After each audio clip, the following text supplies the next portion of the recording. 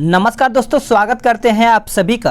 दोस्तों, बिहार एसआई दरोगा यानी पीटी का करंट अफेयर प्लस आपका जीके जीएस डेली बेस पे चलाया जा रहा है। हर एक यानी डेली बेस पे आपका यहाँ पे 50 क्वेश्चन यहाँ पे कंप्लीट कराया जा रहा है कि आपका यहाँ पे रिवीजन अच्छे तरीके से हो पाए। रही बात करंट अफेयर का, तो करंट अफेयर का मैंने कल वीडियो अपलोड किया था। ये मैंने करंट अफेयर का वीडियो अपलोड किया था। इसमें आपको टोटल देखा जाए तो बिहार दरोगा पीटी जो 2213 पद का यहाँ पे फॉर्म निकला था, मास्टर वीडियो है ये, ठीक है। इसमें आपको एक ही वीडियो में 600 एमसीक्यूज देखने को मिलेगा और ये एमसीक्यूज आप 2 से 3 बार लगा लेते हैं तो मैं रियली आपको बता रहा हूँ कि करंट अफेयर में आप अच्छा खासा स्कोर कर पाएंगे। एक बार वीडियो को देखिए, फिर बोलिए कि हाँ, करंट अफेयर में क्वेश्चन किस तरीके से पूछा गया है और क्या आपके एग्जाम में आने का चांस है या नहीं है। आप इसको खुद से देखिए, बहुत मेहनत लगा था इसको बनाने में, तो आप सभी लोग इसको देखिएगा और अपना स्कोर जरूर बताइएगा कि इन 600 क्वेश्चन में से आपने कितना क्वेश्चन सही किया है। तो चलिए हम अपने जीके जीएस पे आते हैं और उसमें शुरू करते हैं। चलिए, पहला प्रश्न क्या है, इसको हम देखते हैं कि प्राचीनतम भारतीय विश्वविद्यालय के अवशेष डैश में है, यानी कहाँ पर है। तो इसका आंसर हो जाएगा ऑप्शन बी, तक्षशिला। अब इसके बारे में थोड़ा सा समझिएगा कि भारत का प्राचीनतम विश्वविद्यालय तक्षशिला यानी वर्तमान में देखा जाए तो पाकिस्तान में है, जहाँ जीवक, चाणक्य, चंद्रगुप्त मौर्य जैसे व्यक्ति शिक्षा प्राप्त किए थे। तक्षशिला में चाणक्य शिक्षक के रूप में भी कार्य किया था। अब बात करेंगे क्वेश्चन नंबर 2 के बारे में। सर्वेंट ऑफ इंडिया सोसाइटी के संस्थापक कौन थे। तो आप आंसर याद रखिएगा, आंसर आपका ए हो जाएगा, गोपाल कृष्ण गोखले। देखिए, गोपाल कृष्ण गोखले ने सर्वेंट ऑफ इंडिया सोसाइटी की स्थापना किया कब था, ये इंपॉर्टेंट है, 1905 में किया था, ठीक है। और गोखले के गुरु महादेव रानडे थे, जिससे पश्चिम भारत में नव जागरण के अग्रदूत कहा जाता है। नेक्स्ट क्वेश्चन है कि भारत में ग्रांड ट्रंक रोड किसके शासनकाल में बनाए गए थे। तो ये बनाया गया था शेरशाह सूरी के शासनकाल में। आंसर आपका सी हो जाएगा। देखिए, मौर्य काल में उत्तर पथ राजमार्ग जिसकी चर्चा अथर्ववेद में या फिर अर्थशास्त्र में स्थित है, ठीक है। जीटी रोड जोड़ती है कोलकाता और अमृतसर। अब आते हैं नेक्स्ट क्वेश्चन पे। क्वेश्चन नंबर 4 क्या कहता है, इसको हम देखते हैं। कहता है कि फ्रेंच ईस्ट इंडिया कंपनी का गठन कब हुआ था। तो ये गठन देखा जाए तो हुआ था आंसर सी, यानी 1664 में। देखिए, फ्रेंच ईस्ट इंडिया कंपनी की स्थापना देखा जाए तो लुई के अर्थमंत्री कोलबर्ट के प्रयास से 1664 ईस्वी में स्थापित किया गया था, ठीक है। अगला क्वेश्चन है कि गौतम बुद्ध का जन्म स्थान क्या है। गौतम बुद्ध का जन्म स्थान पूछा गया है, तो आंसर आपका डी हो जाएगा, लुम्बिनी। तो इसको आप सभी लोग याद रखिएगा, आंसर आपका यहाँ पे क्वेश्चन नंबर 5 का आंसर डी हो जाएगा। अब थोड़ा इसके बारे में समझते हैं कि गौतम बुद्ध का जन्म हुआ कब था। तो 563 ईसा पूर्व में इनका जन्म हुआ था, कपिलवस्ती के लुम्बिनी नामक स्थान पर हुआ था। और याद रखिएगा, कुशीनगर में गौतम बुद्ध की महापरिनिर्वाण यानी 483 में इनकी मृत्यु हो गई थी। सारनाथ में बुद्ध ने अपना प्रथम उपदेश दिया था, जिसे धर्म चक्र परिवर्तन कहा गया है। नेक्स्ट क्वेश्चन है कि भारतीय राष्ट्रीय सेना यानी आज़ाद हिंद फौज ने द्वितीय विश्व युद्ध में किसे विरुद्ध या फिर विरुद्ध युद्ध किया। तो आप सभी लोग आंसर याद रखिएगा, डी उत्तर हो जाएगा, ग्रेट ब्रिटेन। देखिए, आज़ाद हिंद फौज की प्रथम डिवीजन की स्थापना कैप्टन मोहन सिंह द्वारा जापान के सहयोग से भारतीय सैनिकों यानी बंदी बनाया गया, जो जापान द्वारा किया गया था, उसी से किया गया था, ठीक है। और बात करेंगे कि रास बिहारी बोस आज़ाद हिंद फौज के संगठनकर्ता थे। नेक्स्ट क्वेश्चन है कि कालीबंगन किस प्रदेश में अवस्थित है। कालीबंगन, तो आप सभी लोग याद रखिएगा, राजस्थान में स्थित है। यहाँ से हड़प्पा और हड़प्पा पूर्व अवस्था के प्रमाण देखा जाए तो मिला है। कालीबंगन को हड़प्पा सभ्यता की तीसरी राजधानी मानी जाती है। अब आते हैं नेक्स्ट क्वेश्चन पे। क्वेश्चन नंबर 8 कहता है 1919 ईस्वी में जलियांवाला बाग हत्याकांड कहाँ पर हुआ था। तो ये देखा जाए तो अमृतसर में हुआ था, यानी क्वेश्चन नंबर 8 का आंसर आपका यहाँ पे ए हो जाएगा। बात करेंगे कि रोलेट एक्ट जो काला कानून के नाम से भी जाना जाता है, इसका जो राष्ट्रव्यापी विरोध हुआ था। रोलेट एक्ट का विरोध करते हुए डॉक्टर सतपाल और डॉक्टर सैफुद्दीन किचलू को यहाँ पे गिरफ्तार कर लिया गया था, ठीक है। अब आते हैं नेक्स्ट क्वेश्चन पे। क्वेश्चन नंबर 9 क्या कहता है। कहता है स्वराज मेरा जन्मसिद्ध अधिकार है और मैं इसे लेकर रहूँगा, यह किसने कहा था। ये देखा जाए तो बाल गंगाधर तिलक ने कहा था। आंसर आपका डी हो जाएगा। बात करेंगे कि तिलक को लोकमान्य की उपाधि भी दिया गया था। तिलक ने होम रूल आंदोलन भारत में सर्वप्रथम शुरू किया था, कब, तो 1916 में शुरू किया गया था। बात करेंगे कि सुभाष चंद्र बोस का जन्म हुआ कहाँ पर था। तो कटक में हुआ था। तो आप इस पॉइंट को अच्छे से याद रखिएगा। अगला क्वेश्चन है कि महावीर का जन्म किस क्षत्रिय गोत्र में हुआ था? तो आंसर हो जाएगा ऑप्शन बी, ज्ञात्रिक। देखिए, महावीर का जन्म हुआ था 540 ईसा पूर्व, ठीक है, और इनकी मृत्यु 468 ईसा पूर्व में हो गया था। महावीर जैन धर्म के अंतिम तीर्थंकर थे। महावीर सभी बंधुओं से मुक्त हो गए थे, ठीक है। आगे आते हैं, अगला क्वेश्चन क्या है देख लेते हैं। कांग्रेस ने भारत छोड़ो आंदोलन का प्रस्ताव किस वर्ष पारित किया? तो करेक्ट आंसर देखा जाए 11 का, तो आपका डी उत्तर हो जाएगा 1942 ईस्वी में। अब इसके बारे में थोड़ा सा जानिएगा कि भारत छोड़ो आंदोलन का प्रस्ताव कब हुआ था। तो 8 अगस्त 1942 को बॉम्बे के ग्वालियर टैंक मैदान में पारित हुआ था। भारत छोड़ो आंदोलन को अगस्त क्रांति नाम से भी जाना जाता है, यानी अगस्त क्रांति। नेक्स्ट क्वेश्चन है, क्वेश्चन नंबर 12 कहता है कि भारत की क्रांति के समय 1789 वहाँ का राजा कौन था?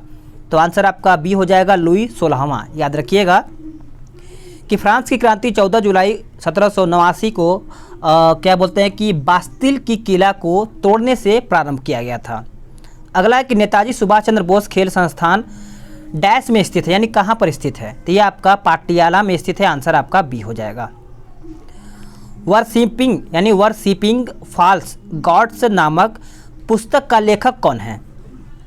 तो पुस्तक का लेखक देखा जाए तो आपका अरुण शौरी हो जाएगा। आंसर आपका यहाँ पे 14 का डी हो जाएगा। देखिए, अरुण शौरी भारत के पत्रकारिता क्षेत्र में ख्याति अर्जित किया था। अब आते हैं नेक्स्ट क्वेश्चन पे। नेक्स्ट क्वेश्चन है कि एशियन विकास बैंक का मुख्यालय कहाँ पर है? चलिए बताइए इसका आंसर क्या होगा। इसका आंसर सभी को पता ही होगा, सभी लोगों ने आंसर कर भी दिया होगा, आपका मनीला हो जाएगा। अब बात करेंगे एडीबी की स्थापना हुआ कब था? तो 1966 में किया गया था। एडीबी का मुख्यालय फिलीपींस की राजधानी मनीला में है। अगला क्वेश्चन है कि विंग्स ऑफ फायर पुस्तक के लेखक कौन है? तो विंग्स ऑफ फायर देखा जाए तो एपीजे अब्दुल कलाम जी हो जाएंगे। आंसर आपका सी हो जाएगा। नेक्स्ट क्वेश्चन है, क्वेश्चन नंबर 17 कहता है कि प्रत्येक वर्ष अंतर्राष्ट्रीय महिला दिवस कब मनाया जाता है? तो ये मनाया जाता है 8 मार्च को। आप सभी लोग अंतर्राष्ट्रीय पूछा गया है, ठीक है। और बात करेंगे यहाँ पे कि 28 फरवरी को विज्ञान दिवस के रूप में मनाया जाता है, और विश्व युवा दिवस देखा जाए तो 12 अगस्त को मनाया जाता है, ठीक है।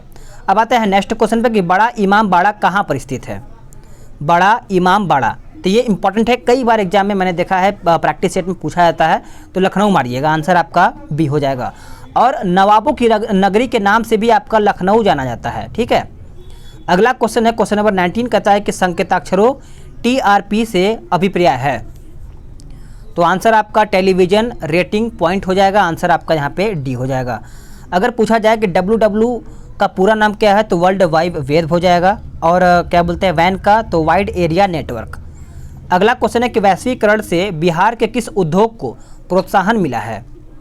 तो आंसर आपका पर्यटन हो जाएगा। बी उत्तर यहाँ पे 20 का हो जाएगा। वैश्वीकरण से बिहार में पर्यटन उद्योग में विशेषकर ऐतिहासिक धार्मिक क्षेत्रों को बढ़ावा मिला है। नेक्स्ट क्वेश्चन कि भारत सरकार द्वारा आर्थिक सुधार संबंधी नवीन आर्थिक नीति अपनाई गई। तो ये नवीन आर्थिक नीति अपनाई गई थी 1991 में। आंसर आपका सी हो जाएगा।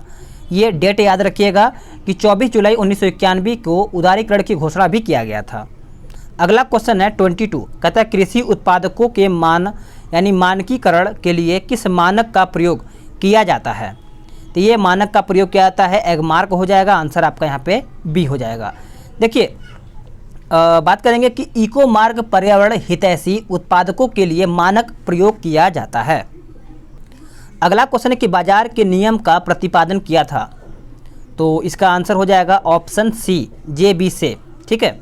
अगला क्वेश्चन है 24 कहता है डैश अभिक्रिया तब होती है जब सोडियम सल्फेट बेरियम क्लोराइड के साथ अभिक्रिया करता है। तो 24 का आंसर देखा जाए तो सी हो जाएगा दोहरा विस्थापन, यानी आंसर आपका 24 का सी हो जाएगा। अगला क्वेश्चन है कि फिटकरी इसका एक उदाहरण, यानी किसका एक उदाहरण है फिटकरी? तो देखा जाए तो द्विक लवण हो जाएगा। आंसर आपका 25 का डी हो जाएगा। देखिए, सोडियम क्लोराइड को साधारण नमक कहा जाता है, यानी NaCl। अगला क्वेश्चन देखते हैं 26 कहता है डैश कोशिका विभाजन में वृद्धि करता है। तो आंसर आपका सी हो जाएगा साइटोकाइनिन। देखिए, 1955 ईस्वी में मिलन ने साइटोकाइनिन की खोज की थी। ये याद रखिएगा कब? तो 1955 में, ठीक है। साइटोकाइनिन का नामकरण लिथाम ने किया था। खोज तो कौन किया था, मिलर ने किया था, लेकिन नाम दिया था लिथाम ने। अगला क्वेश्चन है कि निम्नलिखित में से कौन सा दर्पण की प्रतिबिंबित सतह पर स्थित है। तो आंसर आपका पोल हो जाएगा, यानी 27 का आंसर आपका ए हो जाएगा। देखिए थोड़ा सा इंपॉर्टेंट यहाँ से ये बनता है कि उत्तल दर्पण और अवतल दर्पण का मध्य बिंदु ही ध्रुव कहलाता है। दोनों ही दर्पण किसी गोले के कटे भाग होते हैं, अतः उस गोले का केंद्र दर्पण का वक्रता केंद्र कहलाता है। अगला प्रश्न है 28, कहता है कि पृथ्वी का द्रव्यमान डैश है। तो पृथ्वी का द्रव्यमान देखा जाए 6 × 10⁻24 kg हो जाएगा। अगला है कि सफ़ेद फास्फोरस को डैश में संग्रहित किया जाता है, यानी किस में संग्रहित किया जाता है। तो ये देखा जाए तो पानी में संग्रहित किया जाता है। 29 का आंसर आपका ए हो जाएगा। देखिए श्वेत फास्फोरस परमाणुओं के बीच का बंधन अपेक्षाकृत कमज़ोर होता है। यदि वायुमंडल का तापमान 35 डिग्री सेंटीग्रेड हो जाता है तो श्वेत फास्फोरस स्वतः वायु में जल उठता है। अगला है 30 कहता है कि आधुनिक आवर्त सारणी में आवर्त डैश में लिंथेनाइट्स और एक्टिनाइट्स होते हैं। तो आंसर याद रखिएगा 6 और 7 आंसर हो जाएगा। अगला क्वेश्चन है 31, कहता है डैश एक क्षार धातु है। कौन सा एक क्षार धातु है। तो आंसर आपका सोडियम हो जाएगा, यानी ए उत्तर हो जाएगा। देखिए सोडियम चांदी के समान सफ़ेद धातु है। सोडियम मुलायम होता है एवं इसे चाकू से आसानी से काटा भी जा सकता है। नेक्स्ट क्वेश्चन है कि लिथियम नाइट्राइड का सूत्र पूछा गया है। तो लिथियम नाइट्राइड का सूत्र देखा जाए तो LiNO3 हो जाएगा, यानी आंसर आपका सी हो जाएगा। अगर पूछा जाए कि मार्स गैस का अणुसूत्र क्या है तो CH4 हो जाएगा।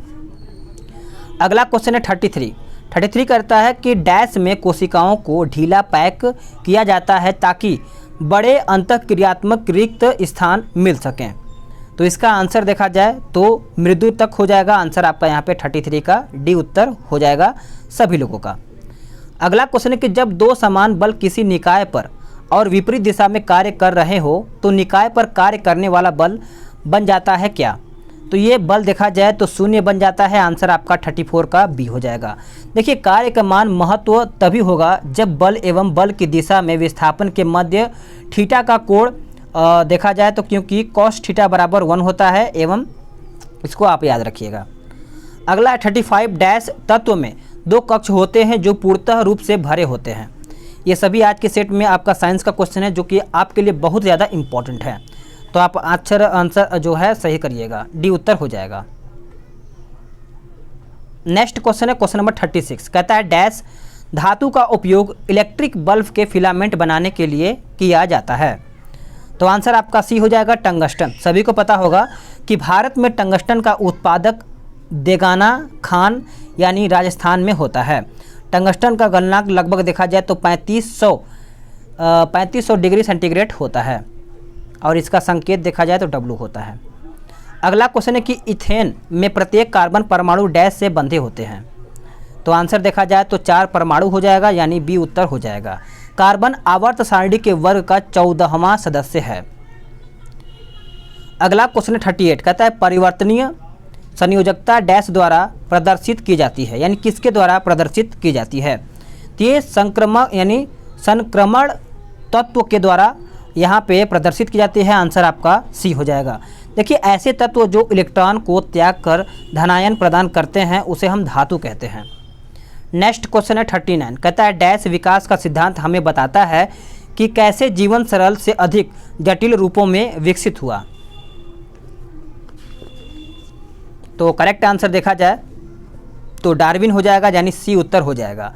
देखिए जैव विकास के संदर्भ में डार्विन ने प्राकृतिक चयन का सिद्धांत दिया। ठीक है, ये इंपॉर्टेंट है। अगला है क्वेश्चन नंबर 40, डैश में मांसपेशियों यानी मांसपेशियां के लयबद्ध संकुचन के परिणाम स्वरूप बच्चा पैदा होता है। तो इसका आंसर हो जाएगा गर्भाशय, यानी डी उत्तर आपका यहाँ पे हो जाएगा। देखिए गर्भाशय की रचना एक नाशपाती के समान होता है। अगला क्वेश्चन है क्वेश्चन नंबर 41, कहता है डैश ऊतक के प्रकार ग्रंथियां बनाते हैं। तो इसका आंसर हो जाएगा ऑप्शन डी एपिथेलियल हो जाएगा। आप याद रखिएगा कि ऊतकों के अध्ययन क्या कहलाता है, तो हिस्टोलॉजी कहलाता है। ऊतक शब्द का प्रयोग सर्वप्रथम विंचट ने किया था, विंचट। अगला है कि पल्स किसकी तरंग है। पल्स देखा जाए तो कुछ समय का तरंग है। आंसर आपका 42 का सी उत्तर हो जाएगा। मानव में समान नाड़ी दर देखा जाए तो 72 प्रति मिनट होता है और हृदय दर देखा जाए तो 72 से 75 प्रति मिनट होता है और सामान्य रक्तचाप 120/80 होता है। अब आते हैं नेक्स्ट क्वेश्चन पे, क्वेश्चन नंबर 43। ऑक्सीकरण अभिक्रिया जो गर्मी और प्रकाश पैदा करती है वो है क्या? तो वह देखा जाए तो दहन होता है, यानी 43 का आंसर आपका यहाँ पे ए हो जाएगा। रासायनिक अभिक्रिया जिससे ऊष्मा और प्रकाश उत्पन्न होता है उसे हम दहन कह लेते हैं या फिर दहन कहलाता है। दहन एक ऑक्सीकरण अभिक्रिया होता है। अगला क्वेश्चन है कि एक कंडक्टर का प्रतिरोध सीधे अनुपातिक है, तो इसका आंसर हो जाएगा ऑप्शन बी लंबाई। क्या हो जाएगा? लंबाई आपका यहाँ पे आंसर हो जाएगा।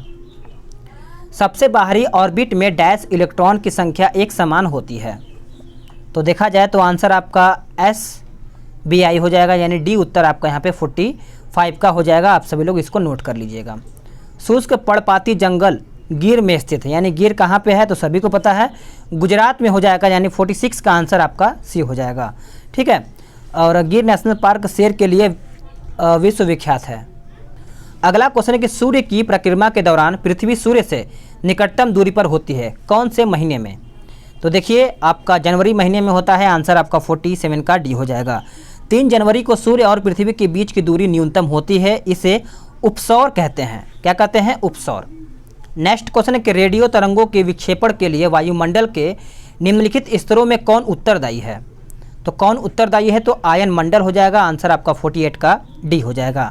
आयन मंडल टेलीविजन, रेडियो यानी टेलीफोन, रेडियो, रडार आदि के लिए माध्यम होता है। अगला क्वेश्चन है क्वेश्चन नंबर 49, कहता है कि एस्टेरॉयड बेल्ट की उपस्थिति किन 2 ग्रहों के मध्य स्थित है? तो आंसर आपका डी हो जाएगा, बृहस्पति और मंगल आपका यहाँ पे उत्तर हो जाएगा। नेक्स्ट क्वेश्चन है 50, कहता है कौन सा देशांतर प्रधान यामोत्तर के साथ मिलकर ग्लोब पर वृहत वृत्त का निर्माण करता है? तो आंसर आपका डी हो जाएगा 180 डिग्री। तो फ्रेंड्स आप सभी लोग का यहाँ पे 50 क्वेश्चन समाप्त हो गया है। वीडियो को आपने लाइक कर दिया होगा और शेयर भी कर दिया होगा, क्योंकि आप लोगों के लिए मेहनत किया जा रहा है, तो आप इतना तो कर ही सकते हैं। आगे आपकी मर्जी है, अपना स्कोर बताइएगा कि आपने कितना स्कोर किया है 50 में से। तो चलिए मिलते हैं एक नई वीडियो में, तब तक के लिए जय हिंद, वंदे मातरम।